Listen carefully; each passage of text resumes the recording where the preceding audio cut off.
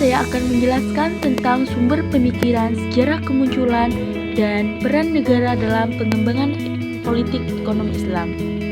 Yang pertama yaitu sumber pemikiran politik ekonomi Islam. Dalam peradaban Islam, sumber pemikiran politik ekonomi Islam bersumber dari Al-Quran, As-Sunnah, Ijma', dan Qiyas.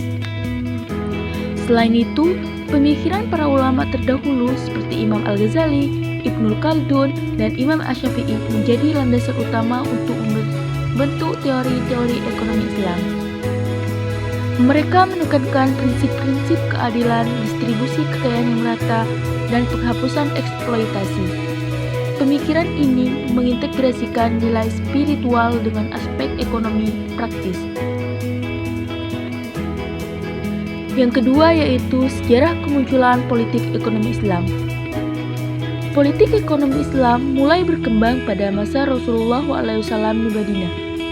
Dengan piagam Madinah, Rasulullah mengatur hak dan kewajiban antara umat, termasuk pengaturan pasar, penghapusan riba, dan distribusi zakat.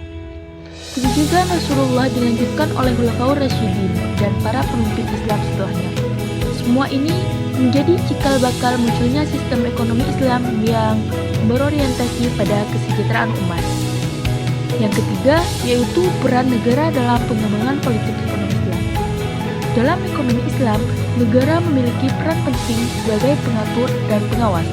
Negara wajib menjamin distribusi kekayaan yang adil, mengelola sumber daya alam, dan menjaga stabilitas pasar. Negara juga bertugas memberantas praktik riba, penimbunan, dan monopoli. Selain itu, negara harus memastikan pemenuhan kebutuhan dasar rakyat melalui zakat, infak, dan pengelolaan Baitul Mal. Inilah bentuk nyata peran negara sebagai pelindung kepentingan umat dalam sistem ekonomi Islam. Jadi, kesimpulannya, politik ekonomi Islam bukan sekedar teori, melainkan sistem yang telah teruji oleh sejarah. Dengan berpegang pada nilai-nilai ilahi, sistem ini hadir sebagai solusi dalam menciptakan keadilan, kesejahteraan, dan keberkahan dalam kehidupan. Mari kita jadikan pemikiran ini sebagai inspirasi dalam membangun peradaban yang lebih adil dan sejahtera. Sekian, terima kasih.